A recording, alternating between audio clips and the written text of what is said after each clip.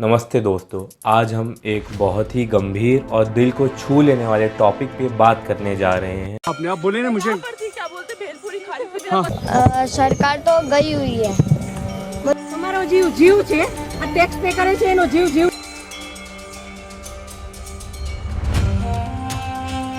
22 अप्रैल 2025 Jammu and Kashmir के पहलगाम में हुआ एक टेररिस्ट अटैक। इस ट्रेजेडी में 26 लोगों की जान गई और कई लोग घायल। टेंशन मत लो, मैं आ रहा हूँ। मैं कहाँ पे आपका ये हस्बैंड? ये वीडियो एक डिटेल्ड और वेरीफाइड अकाउंट है इस इंसिडेंट का, जिसे हम सच्चाई को समझ सकते हैं। पहले मैं अपने दिल से उन सभी विक्टिम्स के परिवारों के प्रति गहरी संवेदना व्यक्त करता हूँ। चलिए शुरू करते हैं। ये अटैक 22 अप्रैल 2025 को दोपहर 2:30 से 3 के बीच में हुआ। अनंतनाग डिस्ट्रिक्ट के बैसरन मीडो में, जो मिनी स्विट्ज़रलैंड के नाम से भी मशहूर है, एक ग्रुप ऑफ 40 टूरिस्ट पर टेररिस्ट ने फायरिंग शुरू कर दी। इसमें 26 लोग मारे गए, जिसमें एक Nepali citizen Sudeep Neupane, IAF officer Tej Heliang, TCS engineer Bitan Adhikari और नेवी लेफ्टिनेंट विनय नरवाल शामिल थे। और भी कई लोग घायल हुए और सारे हिंदू मारे गए हैं, जो कि रिपोर्ट्स आई हैं, और एक मुस्लिम मारे गए जो कि वो हॉर्स राइडर थे, मतलब कि घोड़ा चलवाते थे, और वो एक हिंदू राइडर मतलब जो उनके साथ घूम रहे थे, उनकी जान बचाने के लिए गए, तो उनको भी ये टेररिस्ट ने AK-47 राइफल से मार दिया गया। ये 2019 पुलवामा अटैक के बाद वैली का सबसे बड़ा टेररिस्ट अटैक है। इस अटैक की जिम्मेदारी द रेजिस्टेंट फर्म TRF ने ली है, जो लश्कर तैयबा का एक ऑफशूट है। इंटेलिजेंस रिपोर्ट के मुताबिक इसका मास्टरमाइंड LET कमांडर सैफुल्लाह कसूरी था, और सस्पेक्ट्स में आसिफ फौजी, सुलेमान शाह और अबू ताला का नाम सामने आया है। अमर उजाला का एक रिपोर्ट के अकॉर्डिंग टेररिस्ट ने 1 से 7 अप्रैल के बीच बैसरन की रेकी की थी। कुछ सोर्सेस पाकिस्तान के ISI के इन्वॉल्वमेंट की भी बात कर रहे हैं, लेकिन इसकी आज तक पूरी पुष्टि नहीं हुई है और ना कि हो पाएगी, क्योंकि पाकिस्तान अपने ऊपर कभी लेगा भी नहीं। अटैक के बाद PM नरेंद्र मोदी ने अपना सऊदी अरेबिया का टूर बीच में ही कैंसिल किया और NSA अजीत डोवाल के साथ मीटिंग की। डिफेंस मिनिस्टर राजनाथ सिंह ने स्ट्रॉन्ग रिस्पॉन्स देने का भी वादा किया है, और होम मिनिस्टर अमित शाह ने कहा, Bharat will not bend to terror. Jammu and Kashmir के CM उमर अब्दुल्ला ने इसे एबॉमिनेशन कहा और डिसीज की फैमिली को 10 लाख और सीरियसली इंजर्ड को 2 लाख का एक्स ग्रेटिया अनाउंस किया। पब्लिक में गुस्सा है। कश्मीर में 35 साल बाद शटडाउन लगा। शाहरुख खान, सलमान खान और विराट कोहली जैसे अनेक सेलिब्रिटी ने इस चीज़ की निंदा की है। इस अटैक का टूरिज़्म पर बड़ा इफेक्ट पड़ा है।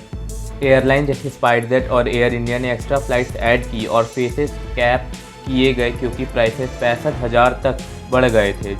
जम्मू एंड कश्मीर और दिल्ली में हाई अलर्ट लग चुका है और कई सर्च ऑपरेशन भी शुरू हो चुके हैं, और इसी सर्च ऑपरेशन के दौरान 2 टेररिस्ट मारे गए हैं, लेकिन उनका इस इंसिडेंट से कोई लेना देना नहीं। स्टॉक मार्केट में भी काफ़ी उलटफेर देखने को मिली है।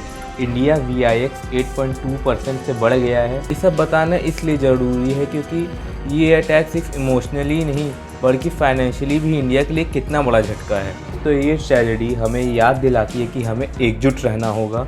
ऐसे वक्त में सही इन्फॉर्मेशन और एम्पैथी हमें आगे ले जा सकती है। ये मोमेंट हमें हेट करने का नहीं है, हमें, क्योंकि जो रियलिटी है कि हम और आप कुछ नहीं कर सकते बैठ के, सिर्फ एक बैठ के वीडियोस देख सकते हैं। न्यूज़ में जो चल रहा है, न्यूज़ में काफ़ी गलत इन्फॉर्मेशन भी चलती हैं और काफ़ी सही भी चलती हैं, और सही वाली छिप जाती है, क्योंकि लोगों को मसाला देखना पसंद है। इसके रिस्पांस ने अभी तक इंडियन गवर्नमेंट ने जो हैवी काम किए हैं वो मैं आपको एक बार बता दूं, तो जो मेजर काम है कि वो पाकिस्तान के सारे एम्बेसी वालों को वापस भेज दिया गया और अपने इंडियंस को वापस बुला लिया गया है। जो यहाँ पे रह रहे हैं उनको भी बोल दिया गया कि आप वापस जाइए। ये एक हफ्ते में होने वाली चीज़ नहीं है, इस चीज़ को होने में काफ़ी टाइम लगेगा। और जो इंडस वैली ट्रीटी साइन हुई है कि सस्पेंड कर दी गई है, जो 60 साल बाद हुआ है, लेकिन ये कब तक सस्पेंड रहेगी ये नहीं गारंटी। ये काफ़ी टाइम तक इंडिया भी सस्पेंड कर नहीं सकती, क्योंकि ऐसा भी नहीं है कि घर का नल है कि पानी बह रहा था तो हमने नल बंद कर दिया तो बंद हो गया। तो हमें और भी कई निंदा लेनी है। हम फाइनेंशियली उनको वीक कर सकते हैं। पाकिस्तान ने भी कुछ बैन लगाए, लेकिन उनसे हमें कुछ फ़र्क नहीं पड़ता है। एक तरह से वो कंट्री तो बेसिकली एग्जिस्ट ही नहीं करनी चाहिए थी, लेकिन अब वो है। हमें इसकी कड़ा रिस्पांस देना चाहिए था, जो कि अभी तक 3-4 दिन हो गए। मैं इस वीडियो को इसीलिए अभी तक नहीं बना रहा था क्योंकि एक बहुत ही इमोशनल वीडियो हो सकता है, बहुत ही गलत वीडियो हो सकता है मेरे चैनल के लिए, क्योंकि मैं ऐसे वीडियोस नहीं बनाता। लेकिन गवर्नमेंट ने अभी तक कोई रिस्पांस आगे से दिया ही नहीं। मुझे लगा था कुछ अपडेट्स आएंगे तभी मैं इस वीडियो में ऐड भी करूँगा कि हमारा रिस्पांस क्या रहा है इसके प्रति, लेकिन अभी तक हमारा रिस्पांस कुछ नहीं रहा है हमें, क्योंकि इस बार जस्टिस नहीं चाहिए, हमें इस बार रिवेंज चाहिए। और मुझे काफ़ी वो था मोदी गवर्नमेंट से कि कुछ ना कुछ रिस्पांस आएगा, क्योंकि मोदी जी और इंदिरा गांधी में काफ़ी सिमिलैरिटीज़ देखने को मिलती थी, खासकर ऐसी सिचुएशंस में। लेकिन वो सब नहीं रहा और वो सऊदी का दौरा छोड़ के आए, लेकिन फिर वो बिहार की रैली में चले गए। तो वो सब चीज़ें अच्छी नहीं लगती हैं। हालांकि मैं ये पिन पॉइंट नहीं करना चाहूँगा। ये एक चीज़ अच्छी लगी कि इस सिचुएशन में सारी पार्टीज़ ने मिल के एक साथ मीटिंग की, बैठक की और जल्दी से जल्दी उपाय निकाला जाए। और ये इंसिडेंट हर बार हो रहे हैं, 2019 में पुलवामा हुआ था, फिर ये हुआ, और बीच में ये बड़े बड़े हैं, बीच में भी हर दिन कोई ना कोई मरता ही है। तो once for an all solution हमें ढूंढना होगा एक बार के लिए। और जो सबसे बड़ी बात, अभी तक ना कोई सस्पेंशंस हुए हैं, ना किसी पे हाथ हुए हैं। टेररिस्ट की फ़ोटोज़ तक सामने आ गई हैं तो भी हम लोग पकड़ नहीं पा रहे हैं। लोकल्स का इन्वॉल्वमेंट अगर है तो भी हम नहीं पकड़ पा रहे। खाली घरों को जला के उसका वीडियो डालना से खाली लोग खुश हो सकते, पब्लिक खुश हो सकती है, लेकिन जिसके परिवार वाले सफ़र किए, जिनके सामने लोगों को मारा गया है, वो उनका बदला कैसे पूरा होगा यार।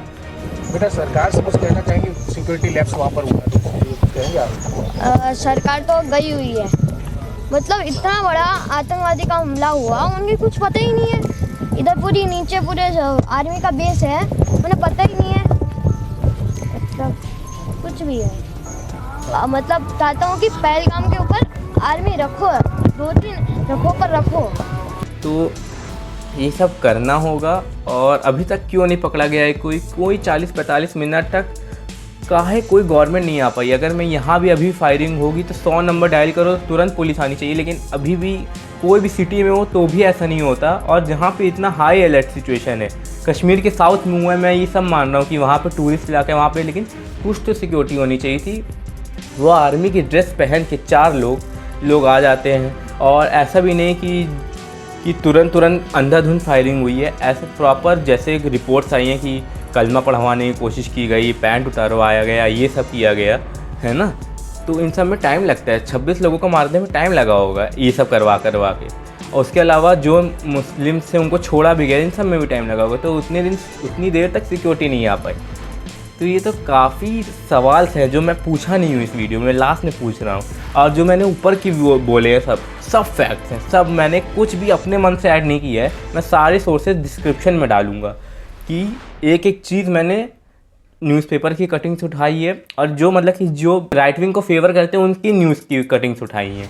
NDTV हो गया, अमर उजाला हो गया, न्यूज़ 18 हो गया, सब उनकी रिपोर्टिंग्स हैं। मैं अपने मन से कुछ ऐड नहीं कर रहा हूँ। ये लास्ट में बस मैं अपना थोड़ा ओपिनियन दिया हूँ। આખર તો નીચે ઉતરાતે હજી ઉપર કોઈ ફેસિલિટી ગઈ નહોતી। આતંકવાદી અમારી સામે આવીને ગોળી મારી જાય છે, હિન્દુ મુસલમાનને અલગ કરીને હિન્દુના બધા ભાઈઓને ગોળી મારી છે। તો આપણી આર્મી કરે છે શું? લાખોની સંખ્યામાં આર્મી હતી ત્યાં, અને જે ટુરિસ્ટ પ્લેસ છે ત્યાં કોઈ આર્મી મેન નહીં, કોઈ પોલીસમેન નહીં, કે કોઈ ફર્સ્ટ એડ કિટ નહીં, કાંઈ જ સુવિધા नहीं। इसके अलावा कुछ भी मैंने ऐड नहीं किया, पूरा फैक्चुअल वीडियो है। तो मैं इस वीडियो को काफ़ी लंबा नहीं रखूँगा, ना सवाल उठाने का टाइम नहीं है। जैसे मैंने बोला ही कि ये सवाल उठाने का टाइम नहीं है, हमें एक होने का टाइम है। और प्लीज़ कम्युनल राइट्स इस टाइम इंडिया में नहीं होने चाहिए, जिसकी काफ़ी संभावना लग रही है, लेकिन ऐसा प्लीज़ ना हो। खासकर इंडिया के नीचे वाले रीजन्स में, वहाँ पे फर्जी हेट नहीं मिलनी चाहिए किसी के प्रति। कुछ और लोगों के काम की वजह किसी और का नुकसान नहीं करना है हमें। इस टाइम हमें एक साथ रहने का टाइम है। और अगर आपको ये मेरा वीडियो पसंद आया हो तो प्लीज़ लोगों के साथ शेयर करिए। बहुत ही नाजुक टाइम है, हमें सबका साथ देना है। और अगर कोई भूल चूक हुई हो तो प्लीज़ मुझे माफ़ करिएगा। मैं इस टॉपिक पे वीडियोस बनाता नहीं, लेकिन ये ज़रूर समझे इसलिए बना रहा हूँ। और कमेंट करिएगा कि मैं और क्या क्या चीज़ें बता सकता था, या कुछ गलती की है तो वो आप सुधार सकते हैं इस वीडियो में। शेयर करिए, लोगों के साथ सच्चाई पहुँचाइए।